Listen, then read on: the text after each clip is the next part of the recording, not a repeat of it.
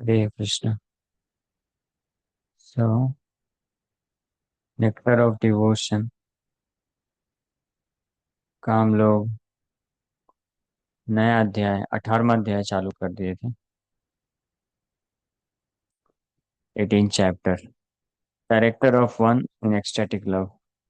जो भगवान के भाव भक्ति के स्तर पे है व्यक्ति स्थित, उसके लक्षण का वर्णन इस अध्याय में किया गया है।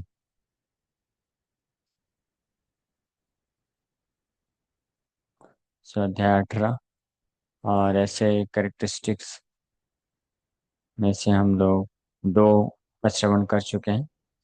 पहला व्यर्थ कालत्व due to utilisation of time. दूसरा परसिवरेंस। अब तीसरा है detachment. So the senses are always desiring sense enjoyment, but when a devotee develops transcendental love for Krishna, his senses are no longer attracted by material desires.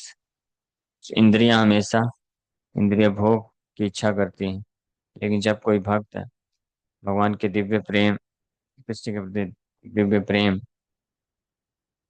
को विकसित कर लेता है, तो उसकी इंद्रियां फिर भौतिक भौतिक इच्छा से आकर्षित नहीं होती। ये detachment. Detachment means freedom from desire for sense enjoyment. इसको डिटैचमेंट बोला जाता है। न केवल एक्सटर्नली रिनाउंस कर देना, बल्कि to become free from desire for sense enjoyment. इसको फेंक दीजिए, फेंक दीजिए। सो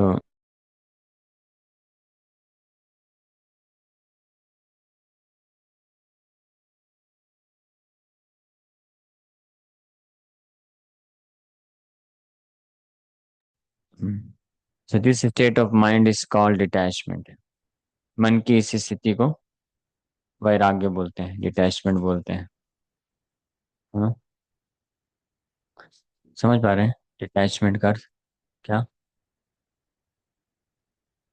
जब इंद्रियां भौतिक इच्छाओं के प्रति आकर्षित नहीं है, उसको डिटैचमेंट बोला जाता है। There is a nice example of this detachment in connection with the character of King Bharat. Bharat महाराज के उदाहरण से ये पता चलता है, ये परफेक्ट उदाहरण। In the fifth canto, 14th chapter, verse 43 of Srimad Bhagavatam, it is stated, Emperor Bharat was so attracted by the beauty of the lotus feet of Krishna that even in his youthful life, he gave up all kinds of attachments to family, children, friends, kingdom, etc., as though they were untouchable stools. ये example दिया गया है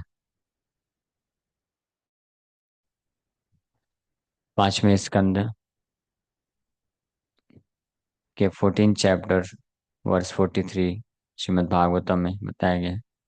emperor Bharat, Bharat महाराज भगवान कृष्ण के चरण कमलों की सुंदरता से इतने आकर्षित थे कि यहाँ तक even in is youthful life, अपने युवावस्था में भी भरत महाराज ने समस्त प्रकार के परिवार, बच्चे, मित्र, बंधु, राज्य की आसक्ति को त्याग दिए।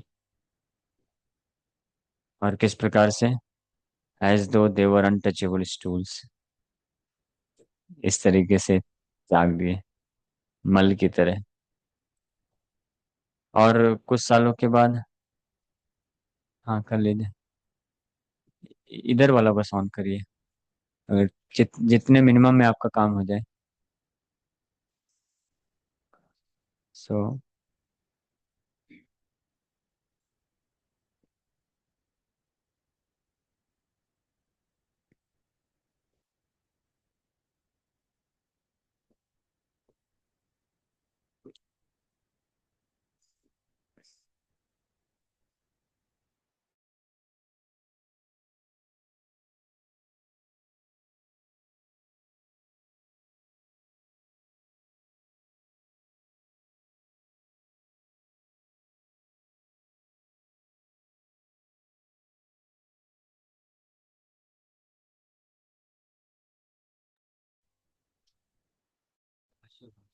हम्म। तो भरत महाराज, ये डिटैचमेंट का एग्जाम्पल दिया जा रहा है। भाव भक्ति है कृष्ण का प्रेम जिसने विकसित कर लिया, उसके लक्षण क्या हम लोग चर्चा कर रहे थे। आपको याद होगा ना, लास्ट टाइम दो लक्षण चर्चा किए थे। ये डिटैचमेंट, तीसरा है विरक्ति। विरक्ति, मान्य शून्यता। तो ये सब ये बहुत गहरे अर्थ हैं। हम्म। विरक्ति मतलब बस ये नहीं कि सैफरन पहन लिया है। साधारण लोग तो सैफरन देख करके बोलते हैं परम बड़े विरक्त है, विरक्त। लेकिन विरक्ति का मतलब क्या है? यहाँ पे डेफिनेशन दिया गया, when a devotee develops transcendental love for Krishna. Krishna का दिव्य प्रेम जब विकसित करता है, तो ही senses are no longer attracted by material desires, भौतिक इच्छा से फिर और उसकी इंद्रियां जो है आकर्षित नहीं होती। हाँ, वैराग, विशेष राग इति वैराग। उसी को अनुराग भी बोलते हैं, वैराग और अनुराग। अनुराग मतलब कृष्ण के प्रति प्रेम। माया के प्रति प्रेम को क्या बोला जाता है? माया के प्रति प्रेम को बोला जाता है काम। काम, lust. So this state of mind जो है इज कॉल्ड डिटैचमेंट। जो हम भरत महाराज का एग्जाम्पल दिया गया कि वो कृष्ण के चरण कमलों की सुंदरता से इतने आकर्षित थे कि भौतिक आकर्षण फिर उनको, या उन्होंने अपने युवावस्था में ही सब कुछ त्याग दिया। और एज दो देवर अनटचेबल स्टूल्स, ये एग्जाम्पल देकर सुखदेव गोस्वामी बताना चाह रहे हैं कि भरत महाराज ने ये सारी चीजों को त्याग किया बिना किसी कठिनाई के।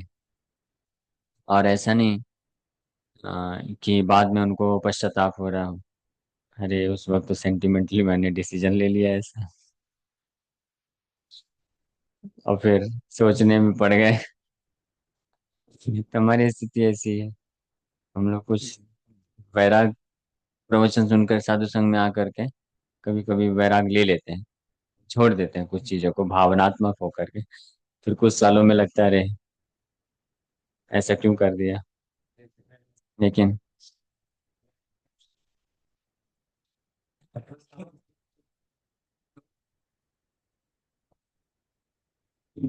उस, हाँ मैच्योर हुआ तब। हाँ, तो हम हमारी कैटेगरी अलग है, भरत महाराज कैटेगरी अलग। लेकिन हम जैसे, या मेरे जैसे बोलना चाहिए हमने, मेरे जैसे कैटेगरी लोग जो भावित होकर के, भावनात्मक रूप से सेंटिमेंटल होकर के कभी कभी वैराग ले लेते हैं, तो नारद मुनि उसको भी बोलते हैं अच्छा किया। और उसका नारद मुनि बोलते पतन भी हो गया तो क्या क्या दिक्कत। हाँ, वो श्लोक है ना, हाँ, त्यक्त्वा स्वधर्मं चरणाम्बुजं हरेत् भजन्न पक्वो अथ पतेत्। यदि कि भगवान, त्यक्त्वा स्वधर्मम, अपने स्वधर्म को, सारे कर्तव्यों को, नाते रिश्ते को, सबको त्याग दिया, हाँ, भगवान हरि के चरण कमलों में आश्रय प्राप्त करने के लिए। लेकिन भजन में परिपक्व ना होने के कारण मन बीच पे डिस्टर्ब हो गया, विचलित हो गया। तो विचलित मन उसको क्या कर दिया, पतित करा दिया वापस से, मतलब पतित मतलब वापस से लग गया भौतिक संसार में, थोड़ा भोग करने में भी। तो नारद मुनि बोलते हैं नुकसान क्या है इसमें।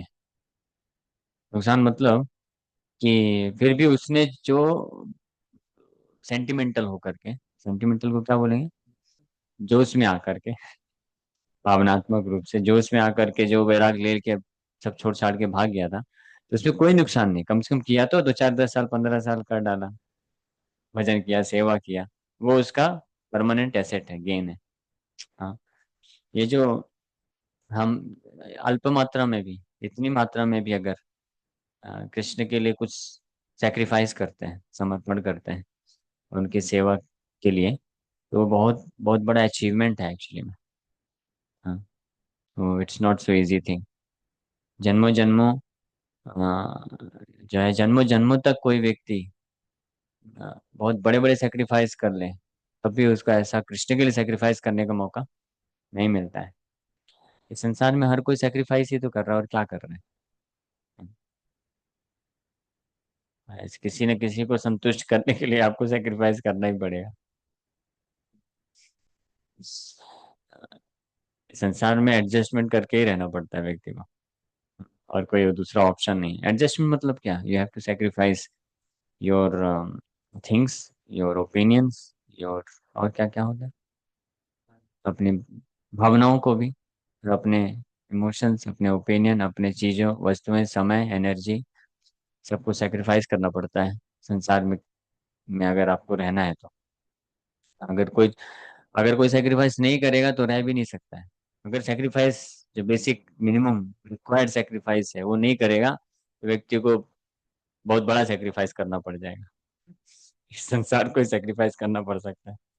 जैसे लाइक हस्बैंड वाइफ का रिलेशनशिप होता है, तो हस्बैंड एंड वाइफ दोनों को, दो एक दूसरे के साथ जीवन भर रहने के लिए सेक्रीफाइस करना पड़ेगा, एडजस्ट करने के लिए। अगर नहीं करेंगे तो फिर डाइवोर्स। हाँ, नहीं करेंगे तो डाइवोर्स, बड़ा सेक्रीफाइस। और डाइवोर्स मतलब क्या, लाइफ बर्बाद। हाँ, बर्बाद ही। हाँ, it's not so easy. Post divorce जो फेज है, या ड्यूरिंग डाइवोर्स फेज और प्री डाइवोर्स फेज, जिन्हों को हैंडल करना इतना आसान नहीं है। एक्सटर्नल तो होता ही है, और इंटरनल भी, जिस प्रकार के फेजेस से होकर गुजरना पड़ता है व्यक्ति को। हाँ, प्री वाले में, प्री पोस्ट पोस्ट डाइवोर्स इस संसार में, अगर डिवोटी है प्रॉपर, तो उसके लिए वो है, क्या बोलते हैं, फॉर्च्यून है। हाँ, लेकिन अगर डिवोटी नहीं है, या बीच में फंसा वाला डिवोटी है, तो भी परेशानी होती है। हाँ, समझ। सो ये सेक्रीफाइस जो है, क्या ना, लेकिन वो व्यक्ति बहुत भाग्यशाली होता है जो भगवान कृष्ण के लिए सेक्रीफाइस करने का भले ही अल्प मात्रा में मौका मिल जाए, वो सौभाग्यशाली है। किसी को अगर अपने जीवन को कृष्ण को समर्पित करने का एक क्षण का भी मौका मिल जाए, तो उसको ये नहीं सोचना चाहिए बाकी पूरा जीवन तो मेरा ऐसे चला गया। एक क्षण को भी दे देना चाहिए। Let it meant completely for Krishna. एक मुहूर्त, खटवांग महाराज तो कथा है भागवत में, इसलिए सारी कथाएं क्यों सुनाई गई, भगवान को अपना जीवन समर्पित करने का ये महिमा है। हाँ, इसलिए विचार नहीं करना चाहिए भगवान कृष्ण को अपना जो है समय, एनर्जी और जीवन समर्पित करते वक्त, ये सोचते हुए कि बाद में क्या होगा, क्या नहीं हुआ। 48 मिनट, 48 मिनट का ही समय था उनके पास, उनका तो जीवन ही 48 मिनट्स का था। हाँ, उन्होंने इमीडिएटली दे दिया भगवान को, and he is glorious. Bhagavat में उनका नाम आ गया, परफेक्शन को हासिल कर ली, सिद्धि को हासिल कर ली। बट वास्तविक जो वैराग्य है, रियल सेक्रीफाइस, उसमें भक्त जो है वॉलेंटरली कर पाता है। उसको कुछ ऐसा, बहुत ऐसा एफर्ट नहीं लगाना पड़ता है। लेकिन प्रारंभिक अवस्था में ये हम एक्सपेक्ट नहीं कर सकते, आशा नहीं कर सकते। बट चाहे किसी भी प्रकार से सेक्रीफाइस कोई व्यक्ति करता है, चाहे हंसी हंसी, या हंसते हुए रोते हुए, या रोते रोते हुए, वो सेक्रीफाइस भगवान के सेवा के लिए, वो उसका एक गेन है, परमानेंट एसेट है। So Emperor Bharat provides a typical example of detachment. ये डिटैचमेंट, वैराग का एक परफेक्ट एग्जाम्पल भरत महाराज प्रदान कर रहे हैं। He had everything enjoyable in the material world, but he left it. इस भौतिक संसार में हर चीज भोग करने के लिए उनके पास था, हमारे पास नहीं है। उनके पास था। हम तो शनि राहु केतु का कैलकुलेशन करते रहते हैं। उनका सारा दशाएं सब बिल्कुल परफेक्ट थी, तब भी उन्होंने सब बोला नहीं चाहिए, छोड़ दिया। हम तो ढूंढते रहते हैं, अपॉर्चुनिटी मिलेगा तो ठीक है। जैसे एक मूवी आई थी, क्या नाम था, पीके, और एक और कौन सी मूवी आई थी, ओ माय गॉड।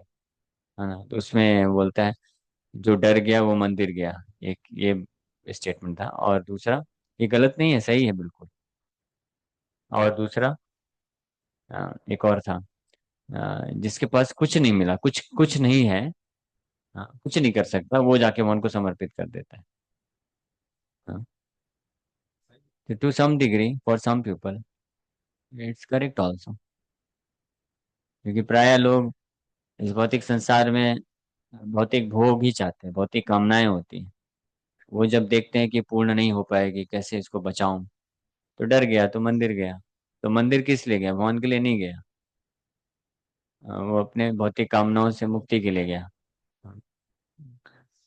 और दूसरा है कि कभी कभी, है ना, जैसे वो एक कथा आई थी ना, एक फूल का व्यापारी था, तो बड़ा कंजूस था। लेकिन फूल नाव में लेके जा रहा था, कुछ दो चार फूल नीचे गिर गए नदी में। अब उसने सुन रखा था, साधु संग किया था, तो सुना था कि भगवान को अर्पण करना चाहिए हमारे पास जो भी। तो सोचा ठीक है, कृष्ण आपको अर्पण, ले लो। अब भाई नहीं उसका, तो दे दिया, कृष्ण आप, आपके लिए। इसके कारण उसको जो पुण्य मिल गया, उसी के कारण फिर फाइनली वो वैकुंठ भी चला जाता। तो हमारा जो कृष्ण के प्रति समर्पण है, ये सैक्रिफाइस है, इट्स, हमारा मतलब, मैं अपनी बात कर रहा हूँ, मेरा, इट्स मोर और लेस सिमिलर, उसी प्रकार का है। कि बिकॉज ऑफ सम ऑब्स्टेकल्स, कुछ ना कुछ बाधाएं होने के कारण हम अपने सेंस ग्रेटिफिकेशन को अगर पूरा नहीं कर सकते हैं, तो बोलते हैं छोड़ो यार, कृष्ण को जीवन समर्पित कर देते हैं, हाँ, कृष्ण के लिए दे देते हैं। बट कृष्ण इतने दयालु हैं, सब कुछ हर जगह से रिजेक्ट होने के कारण, मतलब कृष्ण जानते हैं, सोचिए, कैन यू जस्ट इमेजिन, भगवान जानते हैं कि ये सबको समर्पण करके मेरे पास क्यों आया है। उनको मालूम है, हृदय में बैठे हुए हैं भगवान, तो भगवान इस बात को जानते हैं। फिर भी भगवान जो है, बड़े सुखपूर्वक स्वीकार करने को तैयार है। इसीलिए तो उद्धव ऐसे भगवान को याद करते हुए बोलते हैं, कमवा दयालु शरणम ब्रजेम, कि ऐसे परम दयालु भगवान, पूतना घात, विष जो है वो, शिशु घातनी, छोटे बच्चों को मार मार के खाते वाली, भगवान को मारने के लिए आई थी। भगवान ने, इतने दयालु हैं, उसको भी एक्सेप्ट कर लिया कि अरे आई तो कम से कम दूध तो पिलाई, मेरी मैया है, मैया के रूप में स्वीकार कर लिया। मैया है क्या? हाँ? कौन थी पूतना? राक्षसी। और भी एडजेक्टिव सुखदेव गोस्वामी बताते हैं।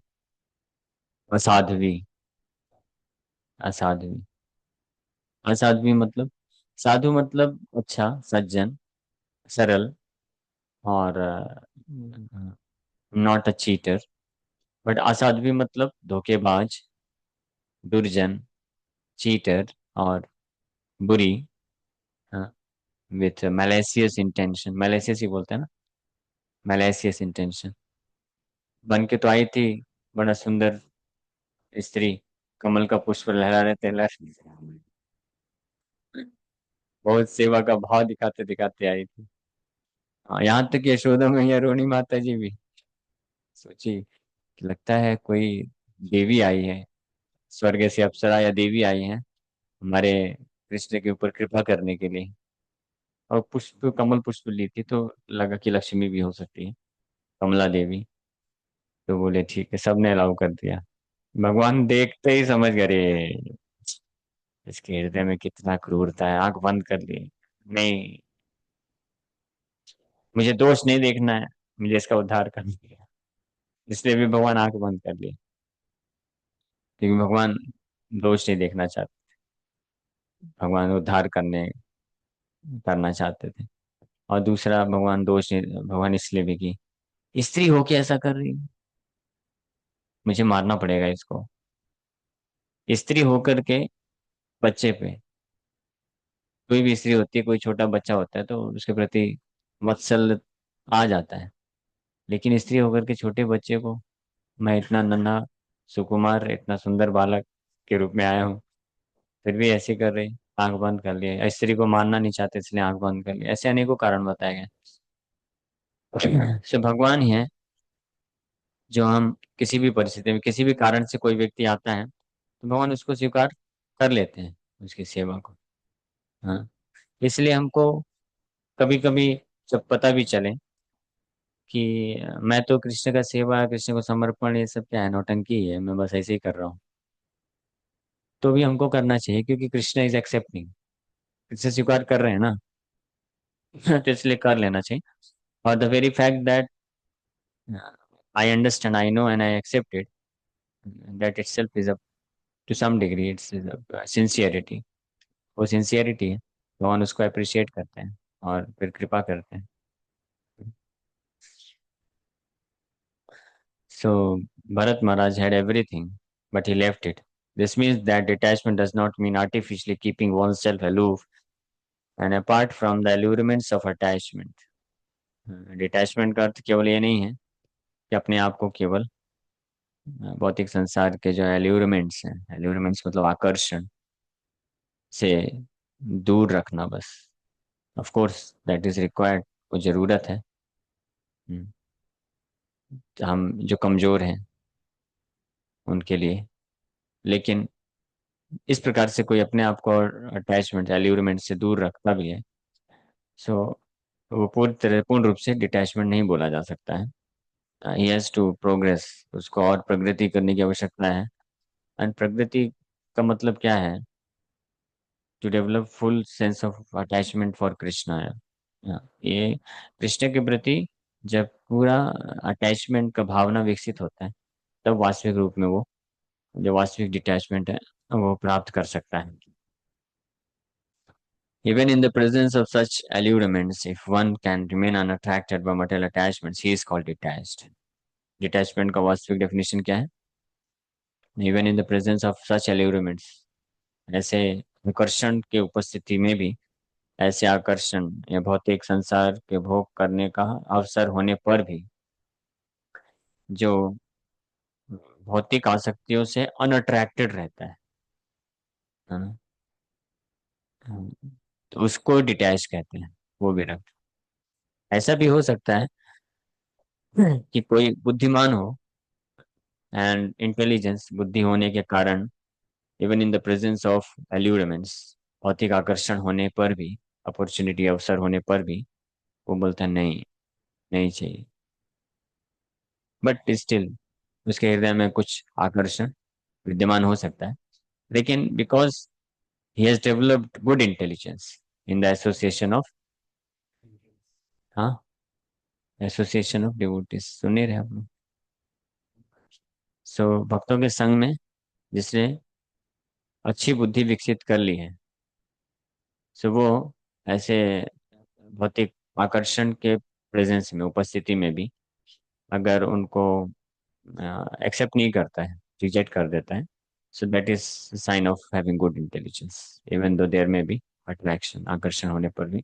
सो ये भी एक अच्छी स्थिति है, ये भी एक अच्छी स्थिति है, but this is not sufficient, पर्याप्त नहीं है, क्योंकि इसमें भी चांसेस है वो फंस भी सकता है कभी, जब आकर्षण तीव्र हो और बिकॉज ऑफ सम रीजन इस बुद्धि इस, हाँ, क्या बुद्धि भ्रमशाद, इंटेलिजेंस इज लॉस्ट, तो वो फंस सकता है।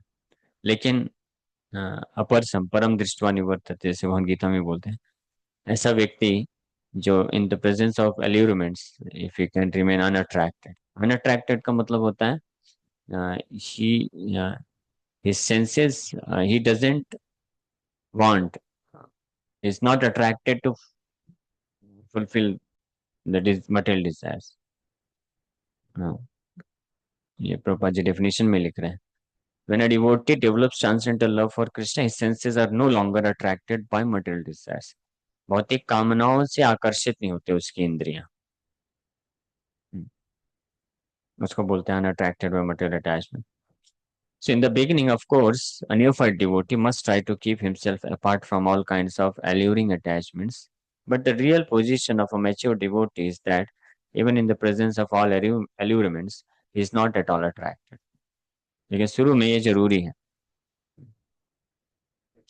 भक्ति के प्रारंभ की अवस्था में, ये जरूरी है कि जो नियोफाइट डिवोटी, हम जैसे भक्त हैं, उनको हर प्रकार के भौतिक आसक्तियों से अपने आप को क्या करना चाहिए, दूर ही रखना चाहिए।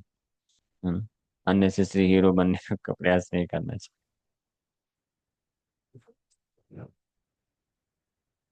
सो सही नहीं, पानी डाल के। So but the real position of a mature devotee, वास्तविक रूप में जो मैच्योर डिवोटी, उसका पोजीशन क्या है कि even in the presence of all elements is not at all attracted.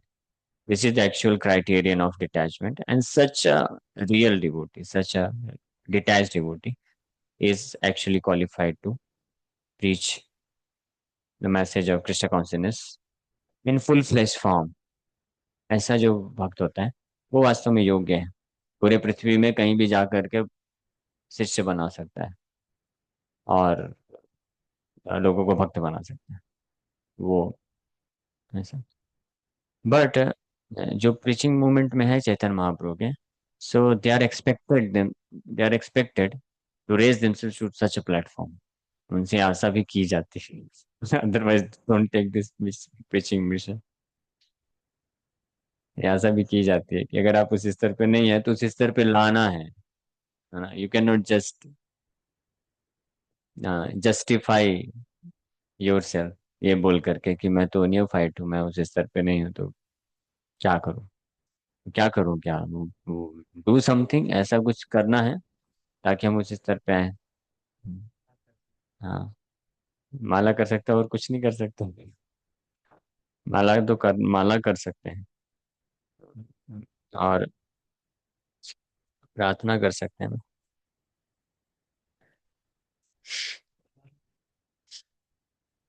इसलिए ऐसा,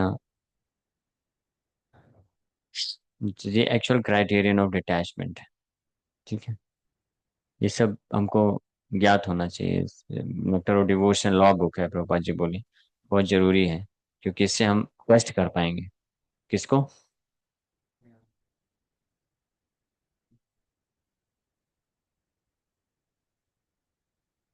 हम्म, अपने आप को, सही बात है.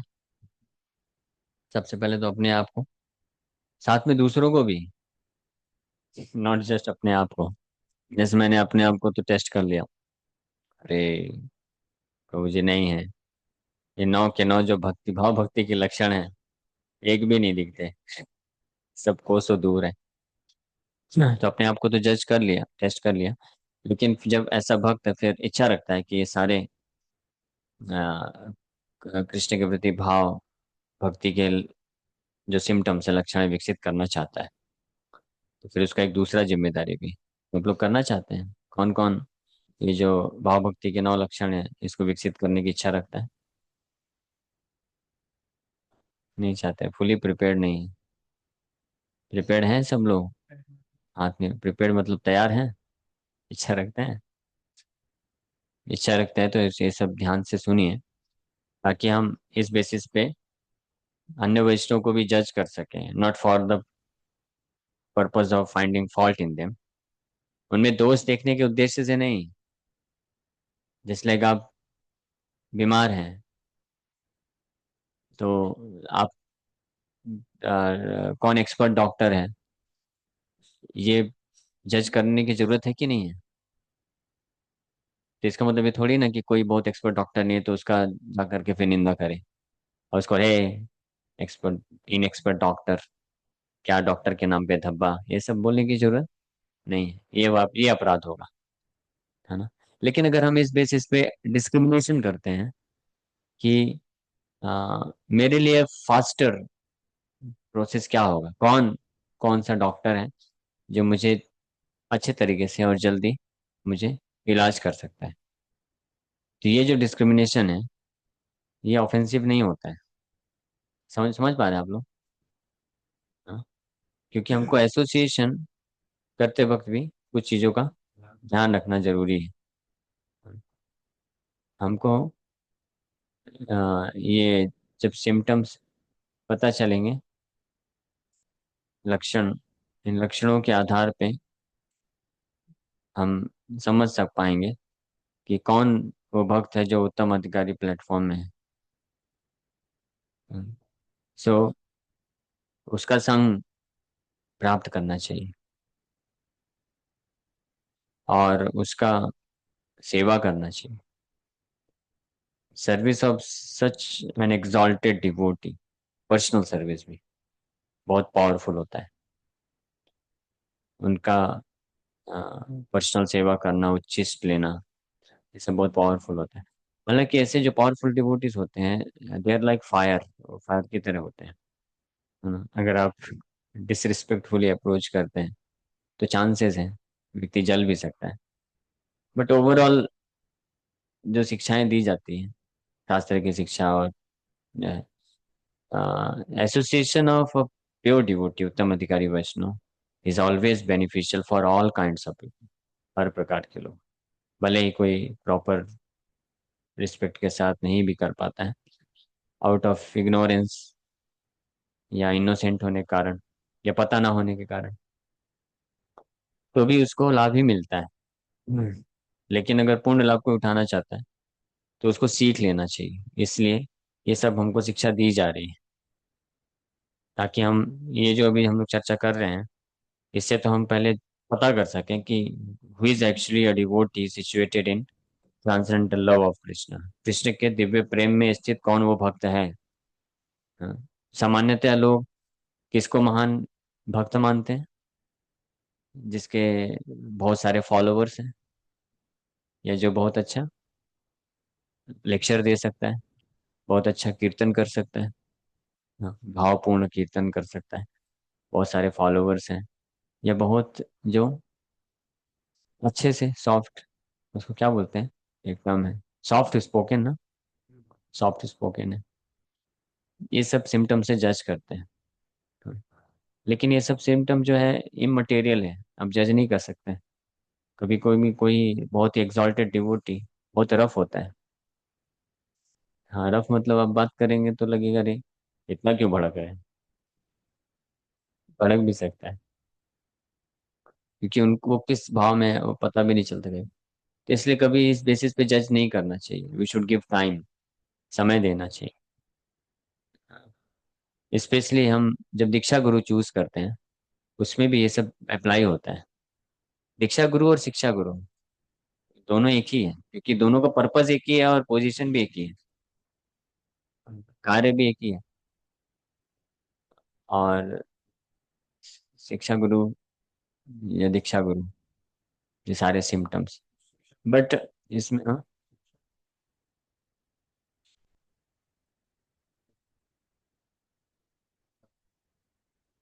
नहीं नहीं, ये हम मानते हैं हमारा फॉल्ट। ऐसा नहीं दिया कहीं कि दीक्षा गुरु ही एग्जॉल्टेड होता है, शिक्षा गुरु एग्जॉल्टेड नहीं होता है।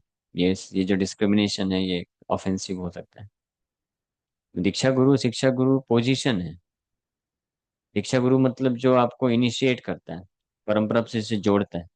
शिक्षा गुरु मतलब जो आपको शिक्षा देता है कृष्ण को प्राप्त करने के लिए। लेकिन दोनों इक्वल प्लेटफॉर्म में है, क्योंकि दोनों का कार्य है कृष्ण से कृष्ण तक लेके जाना, कृष्ण से जोड़ना। तो अपने जीवन में हमको दीक्षा गुरु और शिक्षा गुरु दोनों ही उत्तम अधिकारी वैष्णव चूज करना चाहिए। दोनों का ही योगदान है ना, एक ही कार्य को कर। सो इसलिए ये सब सिम्टम्स बताए जा रहे हैं लेक्चर ऑफ डिवोशन में, कि किसको पढ़ के हम लोग क्या बन सके, इंटेलिजेंट बन सके, बुद्धिमान बन सके, to find out devotee whose association will be extremely beneficial for my spiritual advancement। इसका मतलब ये नहीं है कि मेरे जैसा कोई भक्त होगा तो उसको डिसरिस्पेक्ट कर दें। ये मत करिए। बोलिए हरे कृष्ण प्रभु जी। आप मेरे जैसे भक्त को ऐसा बोल सकते हैं, हरे कृष्ण प्रभु जी, थैंक यू सो मच, बहुत बहुत अच्छी बात है, आपने हमको जोड़ा भक्ति से। आप भी प्रयास करते रहिए, मुझे भी मार्गदर्शन करते रहिए, है ना। इस प्रकार से हम लोग रिस्पेक्टफुली व्यवहार करना चाहिए। और उनको उनको हेल्प जो जितनी मात्रा में वो हेल्प कर सकते हैं हेल्प भी लेना चाहिए। बट साथ ही साथ में हमको बुद्धिमान होना चाहिए अगर हम वास्तविक रूप में इच्छा रखते हैं to find out such a devotee, जिसका एसोसिएशन करके, संग प्राप्त करके हम भक्ति में एडवांसमेंट कर सके तीव्रता से। ठीक, I hope this point is clear. Next qualification है प्राइडलेसनेस। When a devotee, in spite of possessing all the qualities of pure realization, is not proud of his position, he is called prideless. ये प्राइडलेस का definition है भक्ति रसामृत सिंधु में श्री रूप गोस्वामी के अनुसार, कि जब कोई भक्त अनेकों प्रकार के प्योर, शुद्ध साक्षात्कार, प्योर रियलाइजेशन, ये सारे गुणों को होने के बावजूद भी अपनी इस स्थिति पे उसको अहंकार नहीं है, उसको प्राइडलेसनेस कहते हैं। In the Padma Puran, it is stated that King Bhagirath was the emperor above all other kings, that he developed such ecstatic love for Krishna that he became a mendicant and went out begging even to the homes of his political enemies and untouchables. So Bhagirath महाराज हालांकि चक्रवर्ती सम्राट थे, जब कृष्ण के प्रति दिव्य प्रेम विकसित कर लिए तो साधु बन के अपने पॉलिटिकल एनिमीज, शत्रुओं के पास भी, और जो अछूते लोग थे उनके पास भी जा करके बेग करते। So he was so humble that he respectfully bowed down before them. इतने विनम्र थे कि उनके सामने भी जा करके झुक के प्रणाम करते थे। जिनको एक समय में चैलेंज करके पराजित भी किए, चक्रवर्ती सम्राट बने, वो सब, उनके कुछ लोग उनमें से शत्रुता का व्यवहार रखे, लेकिन भगवान के प्रति दिव्य प्रेम विकसित करने पे उनको भी जाके दंडवत प्रणाम कर रहे। So there are many similar instances in the history of India. Bharat के इतिहास में ऐसे अनेकों उदाहरण हैं, इंस्टेंसेस हैं। Even very recently, about 200 years ago or less, one big landlord known as Lal Babu, a Calcutta landholder, became a Vaishnava and lived in Vrindavan. He was also begging from door to door, even at the homes of his political enemies. Prabhupada ji भी एक example बता रहे हैं। कलकत्ता में एक बड़े जमींदार हुए लाल बाबू नाम के, वो जब वैष्णव बन गए और भिक्षा के लिए जाते थे, सब कुछ त्याग करने के बाद तो घर घर में जा जा करके भिक्षा मांगते थे। So begging involves being ready to be insulted by persons to whose home one has come. ये begging का अर्थ है। क्योंकि आपको इंसल्ट भी किया जा सकता है। आप में से किया है किसी ने बेगिंग? हाँ, मधुकरी या भिक्षा।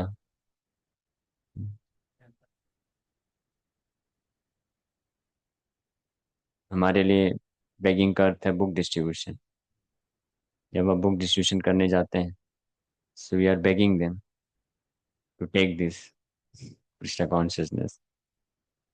महाप्रभु ने हमको ये भिक्षा सिखाया है। प्रभुराज्ञायै, क्या है? भिक्षा मांगई भिक्षा, कहा कृष्ण बल कृष्ण कर कृष्ण शिक्षा। प्रभु की आज्ञा है, मांगो यही भिक्षा।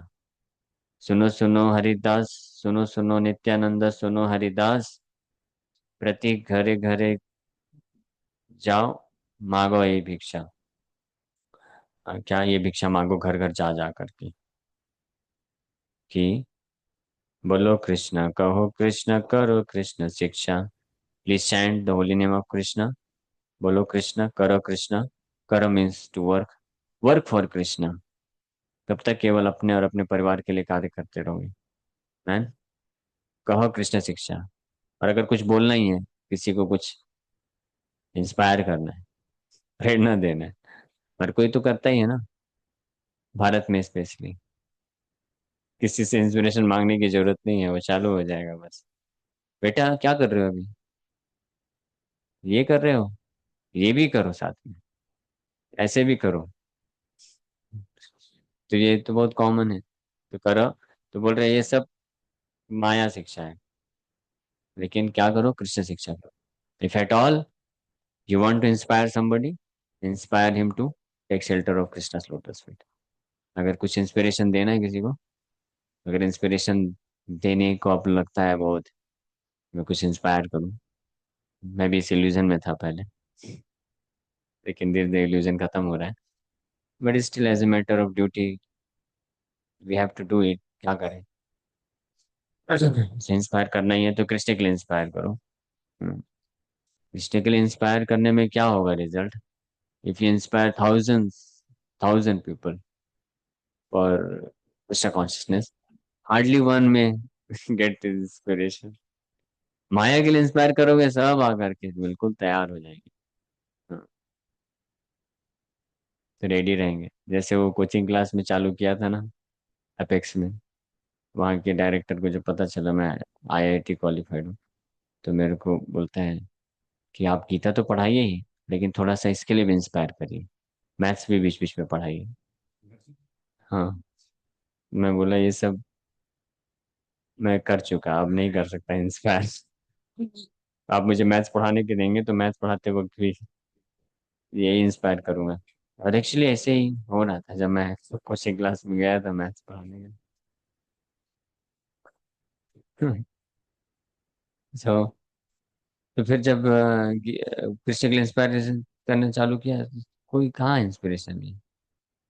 वो एक बस आस्था माता जी इंस्पायर हो गई, अच्छी भक्त बन गई। बाकी उस क्लास में कितने लोग थे? 6, 7, 8, 9, 10। हाँ। हाँ। हाँ, उनके कारण उनकी फैमिली भी वो इंस्पायर हो गई। बाकी कोई इंस्पिरेशन नहीं हुई। तो it's not so easy thing inspire. हाँ, डिफिकल्ट है ना। लेकिन महाप्रभु ने हमको यही बोला, यही भिक्षा मांगने का। लोगों को अगर बोलना है तो उनको बोलो हरे कृष्णा जप करो। लोगों को अगर बोलना है कुछ करने के लिए तो बोलो कृष्ण के लिए कार्य करो। और लोगों को अगर कुछ शिक्षा देना है तो कृष्ण की शिक्षा दो। सो दैट इज नेचुरल। इसके लिए इंसल्ट भी सहन करना पड़ेगा।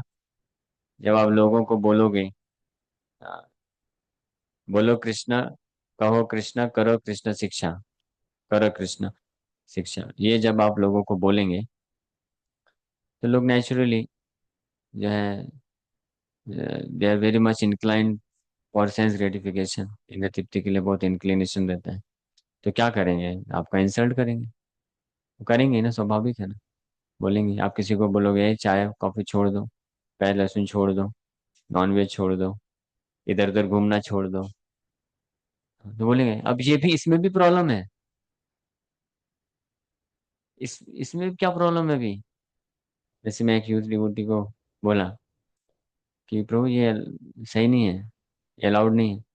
बोले अब इसमें भी कृष्ण को प्रॉब्लम हो गई। डायरेक्ट मुंह पे बोल दी। और काफी डिसरिस्पेक्टफुल था। मैं तो थोड़ा प्रेम से बोल, मैं बोला कि हाँ प्रॉब्लम है। प्रॉब्लम क्यों नहीं होगी? जब आप प्रपोज कर रहे हो, if you want to propose somebody you have to go by him or her. आप, ये भक्ति मार्ग क्या है? We are proposing Krishna, I love you Krishna, I love you Krishna, please accept my proposal. यही है ना। जब आप कृष्ण को प्रपोज करने जा रहे हैं तो कृष्ण जैसा कंडीशन रखेंगे वो तो स्वीकार करना पड़ेगा ना। ऐसा कर सकते हैं क्या कि जैसे कोई लड़का लड़की के पास गया, गुलाब लेकर आई लव यू बोला, तो वो प्रपोज कर रहा है ना लड़का, तो लड़की कंडीशन रख सकती है फिर। बोले हाँ ठीक है, एक शर्त पे, शादी के बाद अकेले रहेंगे, घर पे नहीं रह सकते।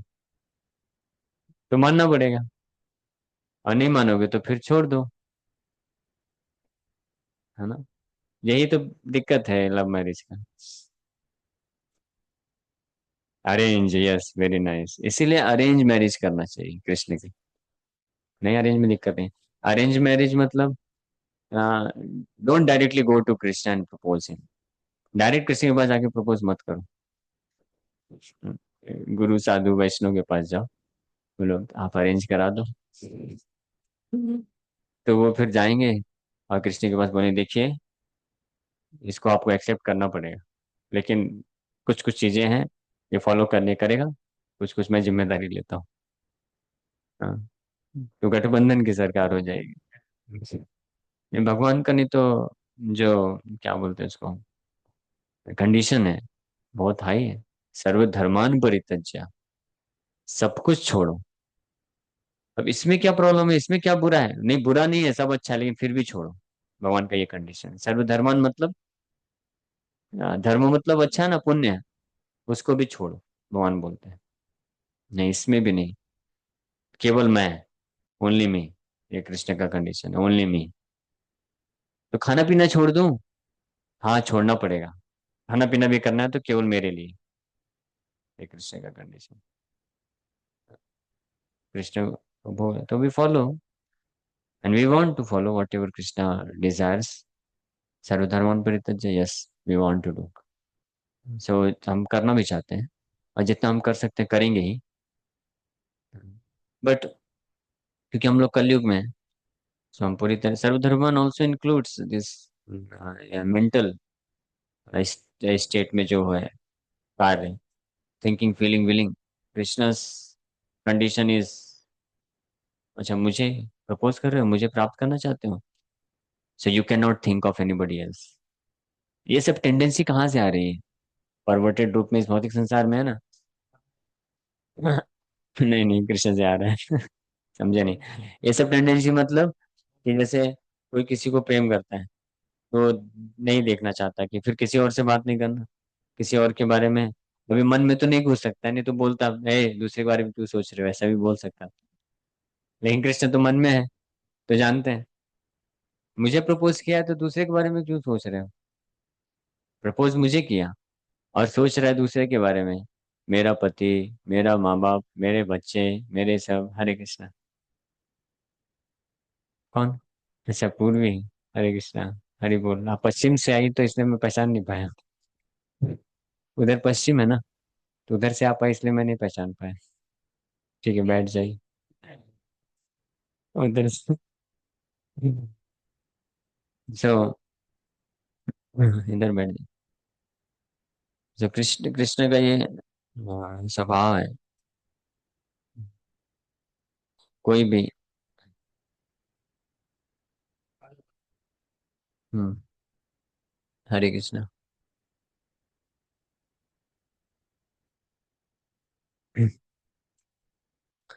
आप कौन से स्टैंडर्ड में? सिक्स में? अच्छा, वेरी नाइस, तब समझ सकते हैं। सिक्स स्टैंडर्ड के बाद ये सब चीजें थोड़ा थोड़ा मैच्योरिटी आने लगती है। हाँ, मुझे भी याद है अपने सिक्स स्टैंडर्ड में जब मैं था, कुछ ऐसे इंसिडेंट्स बाद में बताऊंगा, लेकिन सो ये कृष्ण का ये स्वभाव है। आइए आइए। धूप लग रहा होगा ना? हाँ, आप ऊपर बैठ जाओ। हाँ ठीक है, चटाई पीछे डाल देंगे। सो हाँ, तो कृष्ण की एक कंडीशन है।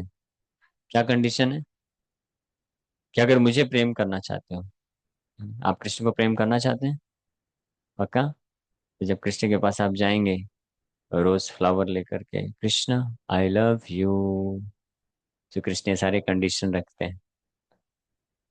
अच्छा, मुझे प्रेम करना चाहते हो, तो फिर मन में और किसी के बारे में नहीं सोच सकते। मन मना, ऑलवेज थिंक ऑफ मी, ये कृष्ण बोल सकते हैं। ठीक है, कृष्ण का ये कंडीशन फुलफिल करना पड़ेगा। कर सकते हैं आप ऐसे कोई? हाँ, तो वही हम लोग प्रयास कर रहे हैं हरे कृष्ण के माध्यम से। कृष्ण मैं करूंगा, मैं करूंगा, मैं करके दिखाऊंगा, छोड़ना नहीं बस।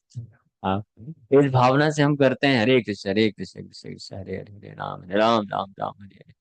तो कृष्ण वो सीरियसनेस और सिंसेरिटी को एक्सेप्ट करने को तैयार है।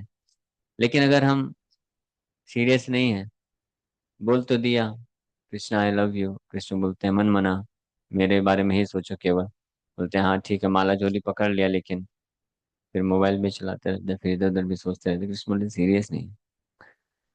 सीरियस मतलब हरे कृष्ण, हरे कृष्ण, कृष्ण कृष्ण, हरे हरे। माइंड डिस्ट्रैक्ट होगा, इधर उधर जाएगा, लेकिन फिर भी नहीं। कृष्ण, मैं आपका है। मैं आएगा नहीं, मैं आ गया। मन मना भव मद भक्तो, बिकम डिवोटेड टू मी। ये भगवान का कंडीशन है। Become devoted to me, you can not be devoted to anybody else, और किसी को डिवोटेड नहीं रह सकते हम। बाकी के प्रति हम क्या कर सकते हैं? हमारे जो कर्तव्य हैं उसका पालन कर सकते हैं। हाँ, उसमें कोई प्रॉब्लम नहीं। हाँ, वो इसलिए करना है क्योंकि जब तक उसने प्रपोजल स्वीकार नहीं कर लिया तब तक करना है।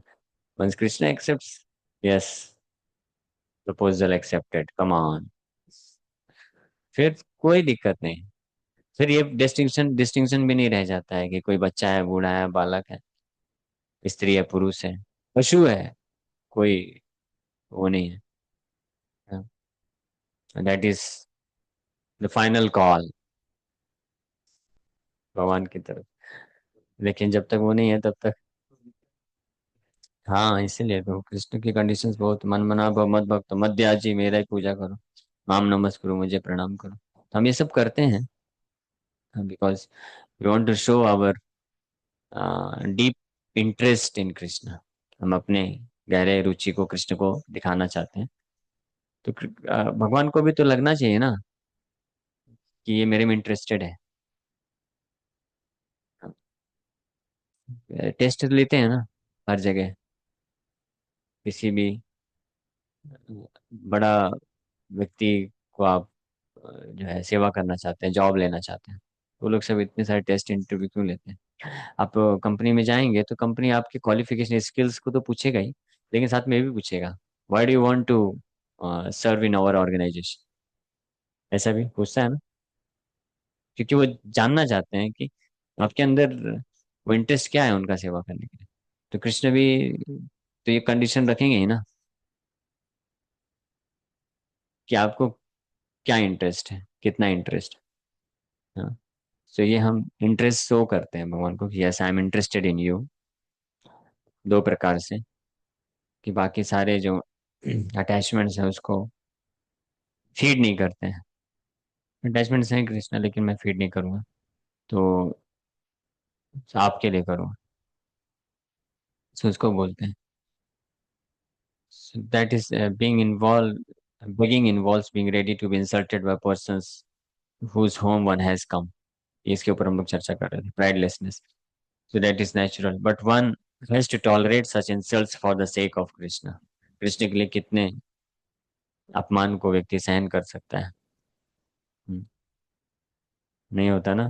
तो कृष्ण समझ जाएंगे, not, may be interested but not too much interested,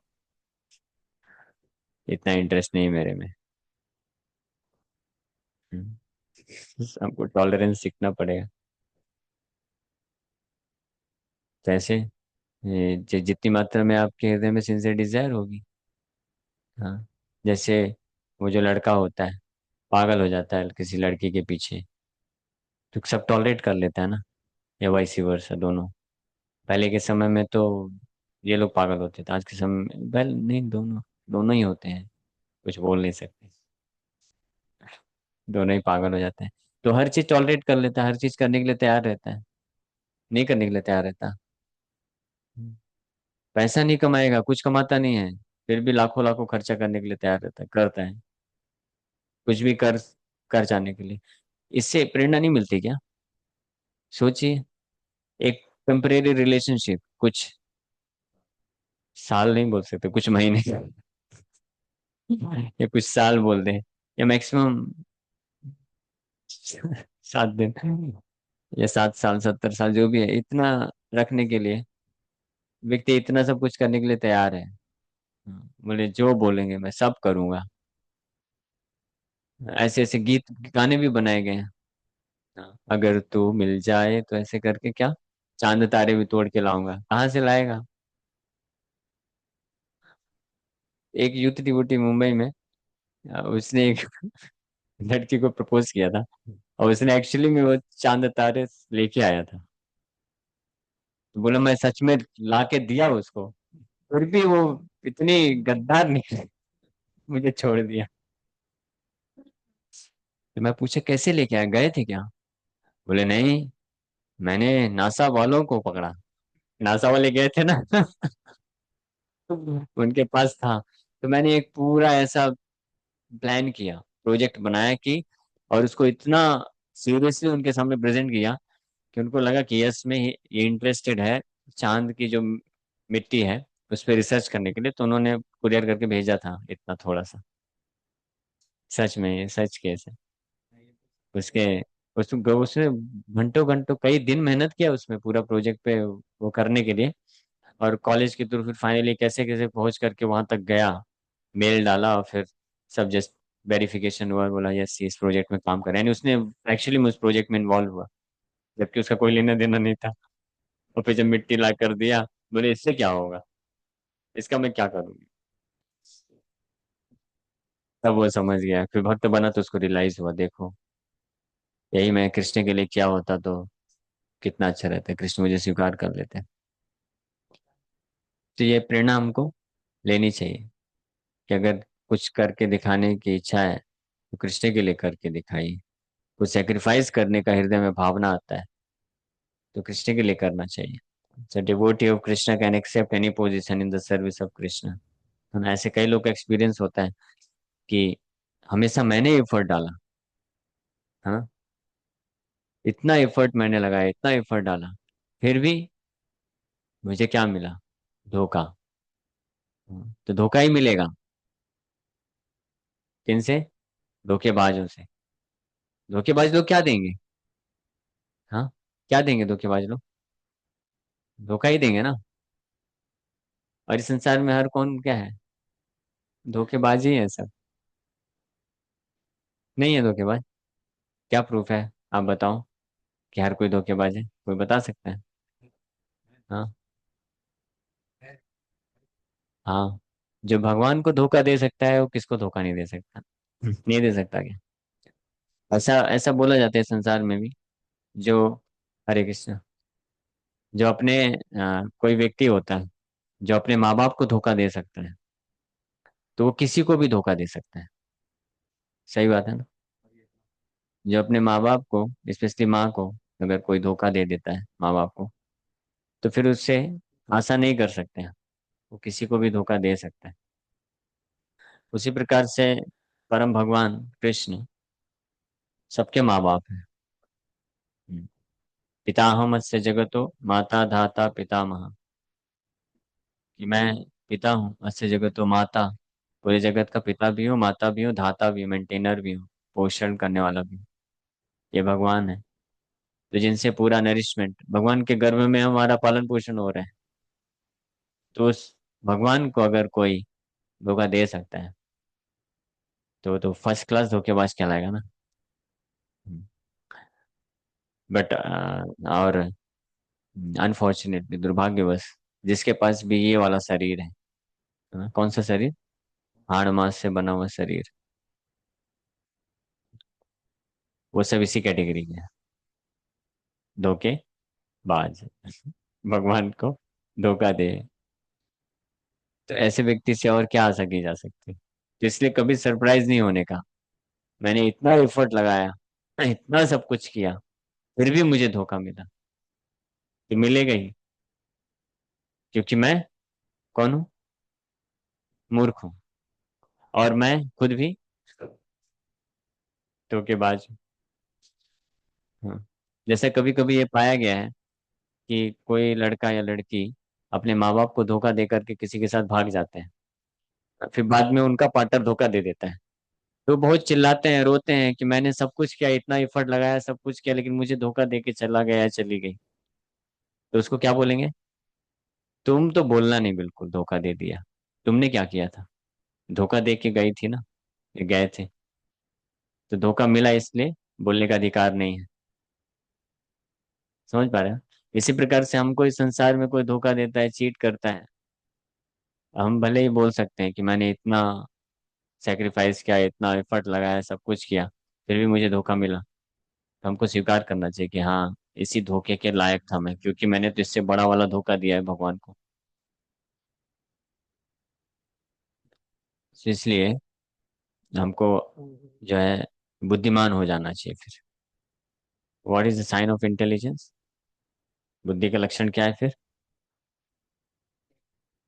हाँ, एफर्ट लगाना है। अगर एफर्ट लगाना है, कुछ करना है, तो भगवान के लिए एफर्ट लगाना चाहिए। भगवान कभी धोखा नहीं देते हैं। ऐसा एक भी एग्जाम्पल नहीं है पूरे शास्त्र में, आप ले लीजिए, कोई भी ऐसा उदाहरण नहीं है। या किसी भी भक्त ने ऐसा आज तक नहीं बोला कि मैंने कृष्ण के लिए पूरा एफर्ट लगाया, सब कुछ किया, कृष्ण ने मुझे धोखा दे दिया। ऐसा आज तक एक भी एग्जाम्पल नहीं। हम्म, ये प्रमाण है। तो इसलिए ऐसे भगवान के प्रति एफर्ट लगाने में, उनको अपना हृदय देने में, है ना, हम इतना संकोच क्यों करते हैं, इतना सोचते क्यों हैं? क्यों इतना सोचना? क्यों हम और इधर उधर संसार में ढूंढते रहते हैं कोई ना कोई परिस्थिति, वस्तु, व्यक्ति, जिनको हम अपना हृदय दे सकें? आशा करते रहते हैं कि कुछ संतुष्टि मिल जाए, सुख मिल जाए। मिल सकता है क्या? नहीं। सो आशा केवल कृष्ण से होनी चाहिए। और कहीं आशा रखेंगे तो केवल मिलेगा, हाँ, धोखा ही मिलेगा, निराशा ही मिलेगा। इसलिए नेक्स्ट जो गुण बता रहे हैं वो है आशा बद्धम great hope. Next qualification of a devotee who has developed love for Krishna. Krishna के प्रति प्रेम विकसित किया हुआ जो भक्त है, उसका नेक्स्ट जो क्वालिफिकेशन है ग्रेट होप। करना है इसको। समय हो गया। ठीक है। 3:20, 7 बजे क्लास है ना? 6 बजे है ना, और यहाँ पे 7 बजे है ना? हाँ, 6 बजे है ना। तो अभी तो कितना, 2.5 घंटा है। So the strong conviction that one will certainly receive the favor of the Supreme Personality of Godhead is called in Sanskrit आशा बद्ध, बंध, आशा बंध, है ना। ये क्वालिफिकेशन है भक्त का। ये स्ट्रॉन्ग कन्विक्शन, ये दृढ़ निश्चय कि निश्चित रूप में परम भगवान का फेवर, फेवर मतलब कृपा, मर्सी, कृपा मतलब मर्सी, फेवर, कृपा को प्राप्त करूंगा। इसको आशा बंध बोलते हैं। ये स्ट्रॉन्ग कन्विक्शन, अगर ये स्ट्रॉन्ग कन्विक्शन, ये पूर्ण श्रद्धा नहीं रहेगी, तो व्यक्ति इस भौतिक संसार में कठिनाइयों होने पे, आने पे वो छोड़ सकता है। ये आशा बंध, आशा बंध, ये जितने भी क्वालिफिकेशन है ना, क्वालिटीज है, ये सबको रखना ही पड़ता है। भौतिक संसारिक लोगों के लिए रखते हैं लोग, बहुत सारा एफर्ट लगाते हैं, धोखा मिलता है, फिर भी आशा बंद रहते हैं। आशा रह बनी रहती है कि नहीं, अब हो सकता है, अब हो सकता है। बेनिफिट ऑफ डाउट देते हैं। बेनिफिट ऑफ डाउट समझते हैं हम? मालूम है? बेनिफिट ऑफ डाउट मतलब कि आपने बहुत एफर्ट लगाया, सब कुछ किया, लेकिन सामने वाले ने धोखा दिया, तो आप उसको धोखे के रूप में नहीं लेते हैं। मतलब हो गया, ठीक है, कुछ पोजिशन, कुछ परिस्थिति होगी, सर्कमस्टेंसेस होगा, चलेगा, नो प्रॉब्लम। और इसको हम सोचते हैं कि ठीक है, मैं अपनी तरफ से ही सेक्रीफाइस कर देता हूँ।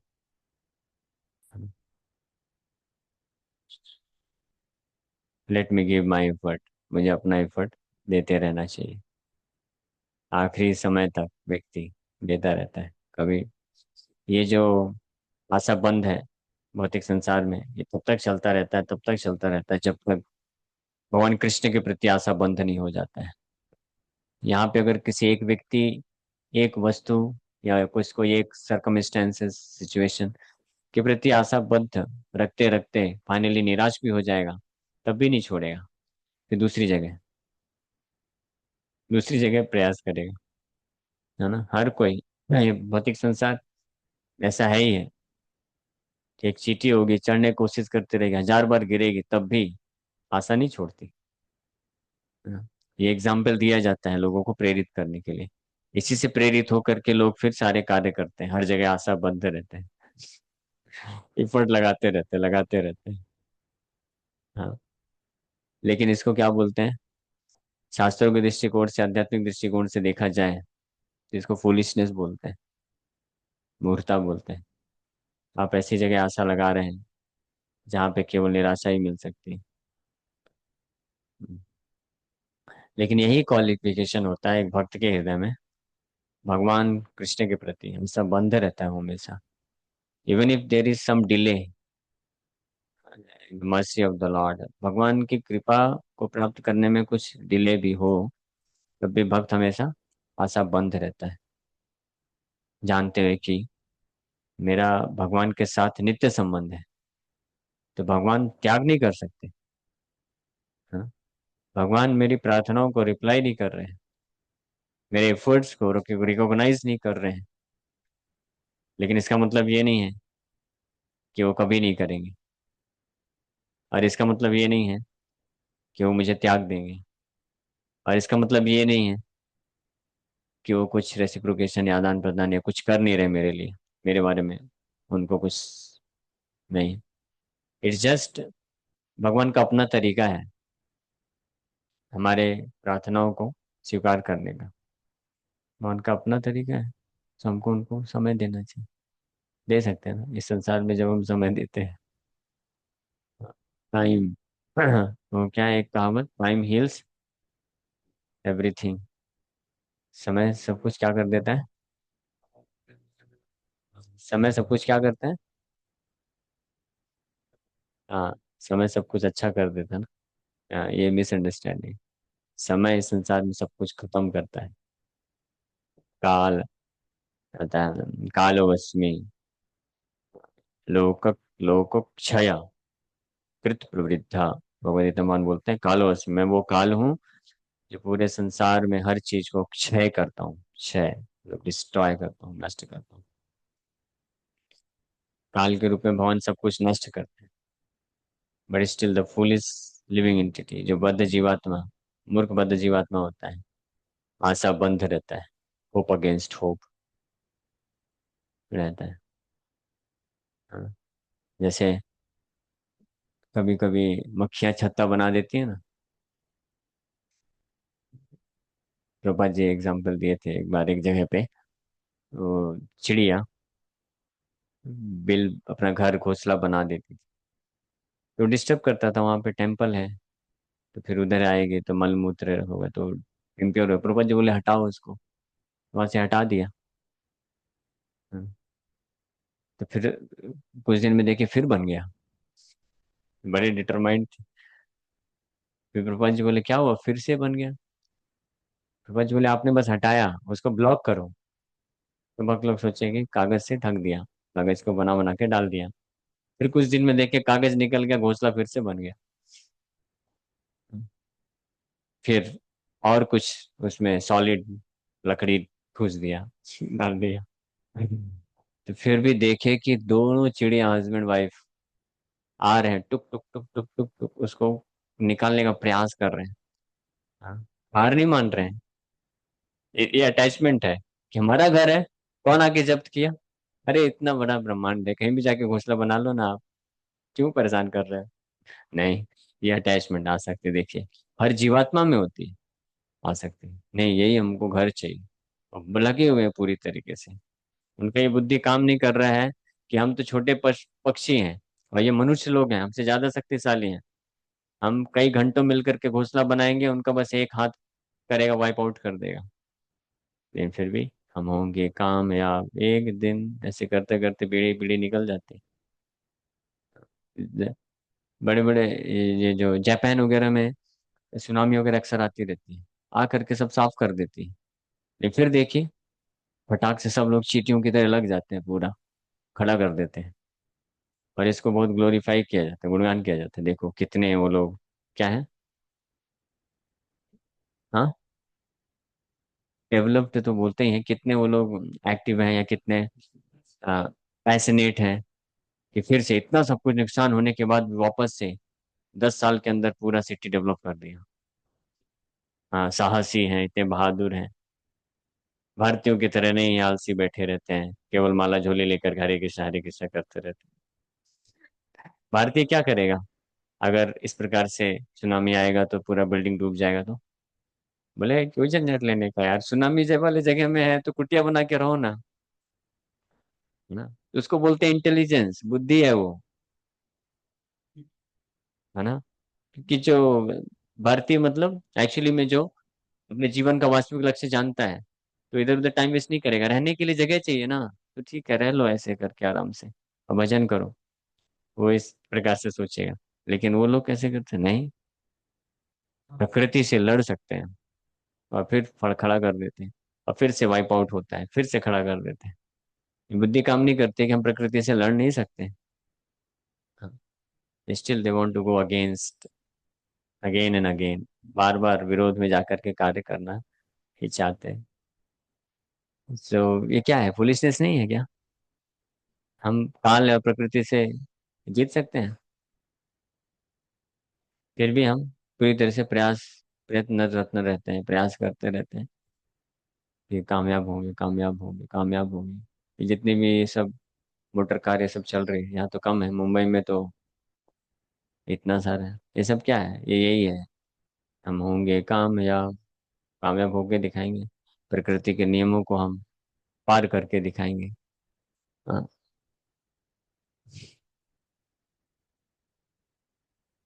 हाँ, डेथ से भी वो बोलते हैं, डेथ क्या, डेथ आएगी तो हमारी जनरेशन करेगी। तो ये इस स्तर का जो है इल्यूजन है। तो भौतिक संसार में भौतिक प्रकृति के लिए जो आशा होती है, होपलेसनेस आशा हम रखते हैं, हाँ, which is the basic principle of our material advancement success. सफलता का ये एक आधार है, ऐसा होप रखना कि मैं कुछ करके दिखाऊंगा, करूंगा, कुछ भी हो जाए। ये आध्यात्मिक दृष्टिकोण से ये फुलिशनेस है, मूर्खता है, और समय की बर्बादी है। अपने मनुष्य जीवन का वास्तविक लक्ष्य से भ्रमित होना है। लेकिन इस प्रकार की आशाबद्ध ये जो क्वालिटी है, ये गुण, ये सही है, लेकिन होना चाहिए कृष्ण के लिए होना चाहिए। कितने भी संघर्ष हो जाए, कितनी भी स्थिति, कैसी भी स्थिति हो जाए, मैं अपने साधना को, भजन को, और जो प्रिंसिपल्स हैं दिए गए हैं, उसको अनफॉलो नहीं करूंगा, उसको हमेशा फॉलो करूंगा। कितना भी डिस्करेजमेंट हो जाए, हाँ, उसको हमेशा मैं फॉलो करूंगा। इसको बोलते हैं आशा बंद। फिर भी कृष्ण में आशा रखना कि कृष्ण एक दिन कृपा करेंगे। इवन इफ आई डाई, मेरा ये करते करते मृत्यु भी हो जाए, तो भी वो छोड़ता नहीं है। ये सोच करके कि अभी कितने साल हो गए, बचपन से लगा था, चालू किया भजन, 70-80 साल हो गया, अभी तक भगवान एक झलक भी नहीं दिखाए। तो सोचता ठीक है, कोई दिक्कत नहीं, इस शरीर के मृत होने पे फिर से मैं अगले जन्म में फिर से आकर के फिर से चालू हो जाता है, करता है। भगवान कृपा करते हैं, भगवान वेट करते हैं, भगवान मैच्योर होने का वेट करते हैं, परिपक्व तो होगा तब भगवान। ये जब भगवान जब देते हैं अपने आप को, पूर्ण रूप से देते हैं, फुल फ्लेश्ड फॉर्म में। ये कन्विक्शन आशा बंध इसको बोला जाता है। आशा बंध means to continue to think, इस प्रकार से विचार करते हुए चलना। Because I am trying my best to follow the routine principles of devotional service, I am sure that I will go back to Godhead, back to home. क्योंकि मैं जितने भी नियम कानून दिए गए हैं पालन करने के लिए, उसको फॉलो करने में, पालन करने में अपना बेस्ट दे रहा हूँ, करता रहूंगा, निश्चित रूप में मैं सफलता को प्राप्त करूंगा, भगवान के धाम जाऊंगा। इस प्रकार से उसको आशा रहती है। इससे हमारे गुरु महाराज बोलते थे, try try and try, at the end you will succeed. प्रयास करते रहो, करते रहो, करते रहो, आखिर में आप सफल हो जाएंगे। हाँ। और प्रभुपाद जी भी इसी बात को दूसरे शब्दों में बोलते हैं, success is guaranteed for rigid practitioner. जो रिजिड प्रैक्टिशनर होते हैं उनके लिए सफलता गारंटीड है। समझ पा रहे हैं? सब कुछ सुन पा रहे हैं ना सब लोग? किसी का मन तो नहीं भटक रहा ना कहीं? कुछ देश दुनिया के बारे में तो विचार नहीं चल रहा ना? अगर ऐसा होगा तो फिर क्लास बंद कर देते हैं। एग्जॉस्ट नहीं हो रहे ना? थक तो नहीं? हाँ। हाँ। अच्छा, नेट। आपका नेट दीजिए ना। So in this connection, one prayer by Rupa Goswami is sufficient to exemplify his this hopefulness. तो इस बारे में रूप गोस्वामी प्रभुपाद एक एग्जाम्पल देते हैं जो पर्याप्त है अच्छे से, मतलब आशाबद्ध को समझाने के लिए। He says. हाँ। ऑनलाइन डिवोटीज हैं, सुन रहे हैं। हाँ, ऑनलाइन डिवोटीज आप में से किसी को जाना होगा तो जा सकते हैं। ये आशा बंधा वाला हम लोग कंप्लीट करेंगे, इसके बाद फिर एंड करेंगे। थोड़ा सा ही एक पैराग्राफ बचा है। कर दिया। हाँ, ये कंप्लीट नहीं करूँ इसके बाद ना? हाँ। सो एक प्रार्थना में रूप गोस्वामी प्रभुपाद बोलते हैं, I have no love for Krishna nor for the causes of developing love for Krishna, namely hearing and chanting, and the process of bhakti yoga by which one is always thinking of Krishna and fixing his lotus feet in the heart is also lacking in me. हाँ। कल कोई प्रश्न पूछ रहा था उनके लिए रूप गोस्वामी प्रभुपाद, देखिए कितनी आपके भाव को समझ करके उत्तर दे रहे हैं। तो सुनिए ध्यान से। हाँ। बोल रहे हैं कि I I have no love for Krishna, Krishna के प्रति प्रेम तो है ही नहीं। और कृष्ण के प्रति प्रेम विकसित करने के जो कारक हैं, जिनके द्वारा विकसित हो सकता है, जैसे कि श्रवण करना, चैंटिंग करना, भगवान के बारे में सुनना, सेवा करना, इसमें भी मेरा कोई इंटरेस्ट नहीं है। बस मैं करता हूँ, बोल दिया गया है तो इसलिए कर लेता हूँ, कभी कभी वास्तव में इंटरेस्ट नहीं है, ऐसा बता रहे हैं। And the process of bhakti yoga by which one is always thinking of Krishna and fixing his lotus feet in the heart is also lacking in me. भक्ति योगा का वो जो प्रोसेस है, विधि है, जिसके द्वारा कोई भक्त निरंतर कृष्ण के चरण कमलों का ध्यान अपने हृदय में कर सकता है, वो भी मेरे हृदय में लैक करता है, वो भी नहीं है। आप में से कोई बता सकता है what is that process of भक्ति योगा? रूप गोस्वामी प्रभुपाद बोल रहे हैं कि मेरे प्रति कृष्ण के मेरे अंदर कृष्ण के प्रति प्रेम भी नहीं है, और साथ ही साथ में प्रेम विकसित करने के जो कारक हैं, कारण causes of developing love for Krishna, श्रवण कीर्तन, उसको भी करने में मेरा कोई इंटरेस्ट नहीं है, प्रेम नहीं है उसको भी करने में। और भक्ति योग का वो प्रोसेस जिसके द्वारा भक्त निरंतर कृष्ण के चरण कमलों को अपने हृदय में धारण करता है और दिव्य आनंद के सागर में डूबा रहता है, वो भी लैकिंग है, वो भी मेरे पास नहीं है, वो प्रोसेस भी नहीं है। So what is that process of भक्ति योग? हाँ। नहीं।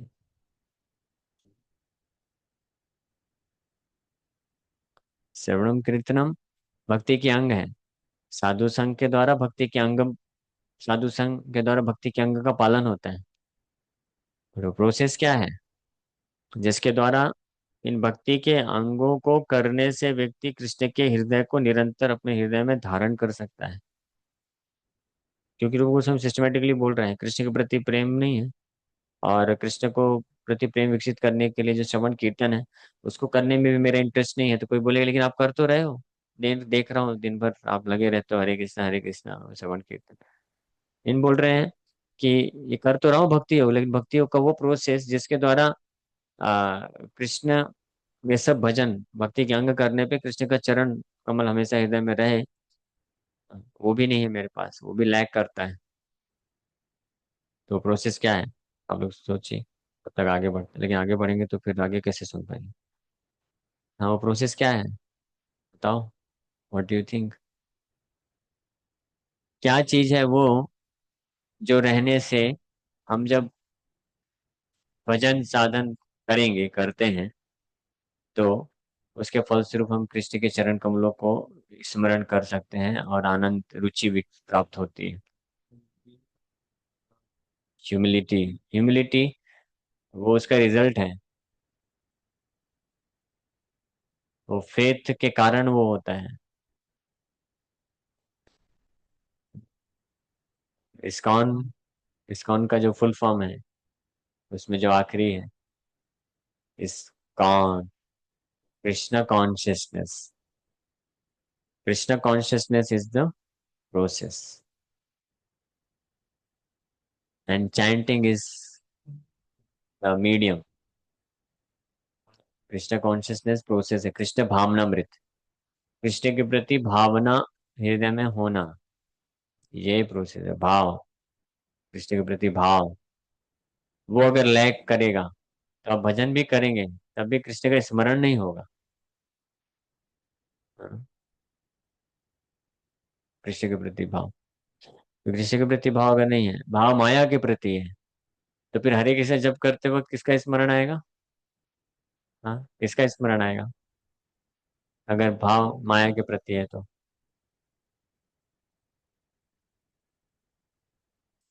हाँ, बताइए, किसका स्मरण आएगा? माया का ही स्मरण आएगा, संसार का स्मरण है। किसी का भाव है पैसे कमाने में, खूब पैसा कमाना चाहता है, किसी कारण से साधु संघ में आ करके या कुछ प्रेशर के कारण या कुछ सोच करके करे जन्म मृत्यु से बाहर निकलना है, तो थोड़ा भजन भी कर लेते हैं।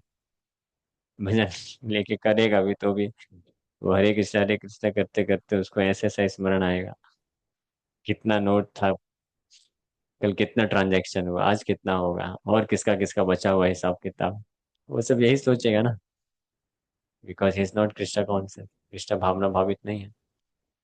तुकाराम महाराज का एक बहुत अच्छा एग्जाम्पल आता है। तुकाराम महाराज के पास बहुत संपत्ति थी एक्चुअली में, लेकिन एक बार उनके गांव में या अकाल पड़ा था, तो सब लोग जो है बहुत वो थे, जो गरीब लोग थे स्पेशली, खाने के लिए नहीं था, तुकाराम महाराज ने सब दे दिया, गरीबों को दान कर दिया, और कई लोगों को संपत्ति उधार में दिया। वो सब नोट डाउन किया था, और नोट किया था, बताते हैं कि पूरा डायरी बन गया था। फिर जब अकाल खत्म हो गया और लोग समृद्ध होने लग गए, तो उसके बाद भी कई लोग जो है रिटर्न नहीं कर रहे थे। ये तो स्वभाव है, लोग लेने के लिए बड़े तत्पर होते हैं, रिटर्न करने की बारी आती है तो नानी याद आ जाती है। होगा, तब भी सोच सोच के देंगे, अभी 10% ही देता हूँ, बाकी धीरे धीरे दे दूंगा। 20% देगा, फिर 50% देगा। ये पैसा ऐसी चीज है कि इतनी आसानी से हाथ से निकलता नहीं है। तो तुकाराम महाराज जो है डायरी में लिखे थे, और जो जो रिटर्न करता था उसको काट देते थे कि हाँ इसका हो गया पूरा। अभी कई लोगों को बचा था, एक बार दो बार रिमाइंड कराने पे भी वो नहीं कर रहे, तो वो भजन कर रहे थे, तो कभी कभी स्मरण आ जाता था कि इसका बचा हुआ है अभी। तो वो परेशान हो गए, बोले ये क्या है, नॉनसेंस है, मैं भजन कर रहा हूँ, आई एम नॉट कृष्ण कॉन्शियस। मैं नाम तो ले रहा हूँ लेकिन कृष्ण भावना भावित नहीं हूँ, मैं पैसे की भावना में पड़ा हुआ हूँ। वो उठाए पूरा बुक जिसमें सब लिखे थे, जाके नदी में डाल दिए, बोले नहीं चाहिए, ये सब जो लेके गया ले गया। फिर निस्फिक्र हो गए, फिर बैठ के भजन कर रहे थे, जब डायरी डाल दिया नदी में, तब बोले अच्छा हाँ अब अच्छा भजन हो रहा है, अब कृष्ण केवल आपकी कृपा से जो है तो है। और तो फिर इस प्रकार से निष्फिक्र हो गए, उनको कोई फर्क नहीं पड़ा। आगे आ जाइए थोड़ा, धूप आ रहे हैं। तो इस ये कृष्णा कॉन्शियसनेस इसको बोलते हैं। अगर ये लैकिंग है, तो व्यक्ति भजन साधन भी वो नहीं कर पाएगा, बाय फोर्सफुली भी कुछ करेगा उतना। तो हमको ये हमेशा याद रखना चाहिए कि हमको क्या बनना है, कृष्ण भावना भावित बनना है, कृष्ण कॉन्शियस बनना है, कृष्ण भावना भावित को बनना है। और वो कृष्ण भावना अमृत की बात करते हैं तो गोस्वामी कि अगर कहीं पे मिल जाए तो जाके इमीडिएटली परचेज कर लो, वेट मत करो, है ना। कहीं पे अगर मिल जाए, कितना भी मूल्य चुकाना पड़े तो मूल्य चुका करके खरीद लो भाई, उधार ले करके, चिंता मत करो। ये मत बार्गेनिंग मत करना, ये मत सोचना कि अरे ज्यादा मूल्य है, जितना बोले मुंह मूली, मुंह मांगी कीमत दे देना। क्या परचेज करने के लिए? कृष्ण, कृष्ण कॉन्शियसनेस। आप कहें ठीक है ना, अगर लगे तो आप रेस्ट ले सकते। कृष्ण भावना में हो, फिर वो समय बोलते हैं, तो कहीं पे मिल जाए तो खरीद लेना भी बोलते हैं, ऐसे नहीं मिलता लेकिन कहीं पे भी। जन्म जन्मों की सुकृति करने से भी नहीं मिलेगा। करोड़ों कोटि जन्म कोटि सुकृति भी न लभ्यते। करोड़ों करोड़ों को ये नहीं बोल सकता मेरा अकाउंट बैलेंस देखो, 1,000 जन्म मैंने इतना पुण्य किया है, मुझे दे दो इसके बदले में। करोड़ों करोड़ों जन्मों के पुण्य भी काम नहीं करते हैं। तो फिर क्या प्राइस है, क्या मूल्य चुकाना पड़ेगा आपको, बताइए। हाँ, क्या करना पड़ेगा? नहीं, मूल्य क्या है? कृष्ण कॉन्शियसनेस, कृष्ण भावना भावित होने के लिए मूल्य क्या है? तत्र। हाँ। हाँ, मायापुर। आप लोग नहीं बता, इतनी बार तो बताया, तो भूल जाते हैं। तत्र लौल्यम अप्येकलमूल्यम। सुना? लौल्यम, लौल्यम मालूम है? लालसा, इंटेंस डिजायर, इंटेंस ग्रीड है। इसको क्रेविंग बोलते हैं, क्रेविंग। क्रेविंग समझते हैं ना? क्रेव करता है हृदय। तृष्णा, तृष्णा। लालसा, तृष्णा। तृष्णा करता है ना, जैसे इच्छा। वो जैसे कोई शराबी व्यक्ति होता है, नशा, उसको हमेशा अगर एक दिन दो दिन ना मिले तो हृदय में पूरा क्रेविंग होने लग जाता, पसीना छूटता है उसको। तो एक लड़का बता रहा था कि तो जी आप बोलते हैं छोड़ दो छोड़ दो, मैं छोड़ सकता हूँ, बहुत मेहनत करके मैं 1 महीने तक टिक सकता हूँ। उसके बाद मेरे शरीर से ऐसा होता है, ऐसा लगता है कोई खींचता है कि दो, दो मुझे दो। तो मैं बोला हाँ देने का, दो चार थप्पड़ देने का। बोले वो थप्पड़ नहीं लगा पाता हूँ प्रभु जी, बड़ा कमजोर हूँ। बोला तुम मेरे पास आ जाने का तो मैं लगाऊंगा ना थप्पड़। वो आने भी नहीं देता है, तो फोन कर देने का, फोन से लगा दूंगा थप्पड़। नहीं, उस वक्त नंबर डायल नहीं करने देता है, उस वक्त उसको केवल वही दिखता है, कहाँ मिलेगा सिगरेट, कहाँ मिलेगा ये, बस उधर ही भागता है वो। ये क्रेविंग इतनी भयानक होती है। तो इसी प्रकार से ऐसा क्रेविंग जो इसके हृदय में होगा, कृष्ण भावनामृत विकसित करने के लिए, ये एकमात्र प्राइज है। तो बोलेगे ये प्राइज कहाँ से कमाए, ये पैसा कहाँ से लेके आए? पैसा कहाँ से आ सकता है? लॉलियम, इंटेंस ग्रीड, कहाँ से आ सकता है पूछ रहा हूँ मैं। ठीक है, आप लोग सोचते रहिए। एड्रेस मिल जाए कहीं पे तो मुझे भी बता देना। As far as philosophical knowledge or pious works are concerned, I don't see any opportunity for me to execute such activities. But above all, I am not even born of a nice family. Therefore, I must simply pray to you. Gopijan Vallabh, Krishna, maintainer and beloved of the gopis, बोल रहे हैं, ये भगवान को प्रार्थना कर रहे हैं इस प्रकार से।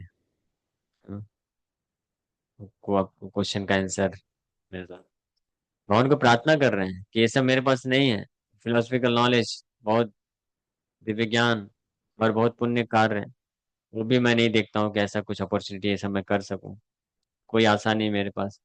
आई am not even born in of nice family, बहुत ज्यादा अच्छी परिवार भी नहीं है मेरा। प्रभु स्वामी प्रपात बोल रहे, जिनको बहुत श्रद्धा हो भगवान पे, जो मुझे प्रेरित करे कि हाँ बेटा टेंशन मत लो, ना में रुचि नहीं आ रही है, करो और करो। वो बोलेंगे नहीं आ रही तो क्यों माला झोली लेके भटक रहे हो, छोड़ो ना। नाम में रुचि तो है नहीं, दिन भर माला झोली लेके घूमते रहते हैं। ऐसे ही तो इनकरेज किया जाता है ना, डिस्करेज करते हैं। तो बोल रहे हैं ऐसा भी स्थिति नहीं है। इसीलिए therefore I must simply pray to you Gopijan Vallabh.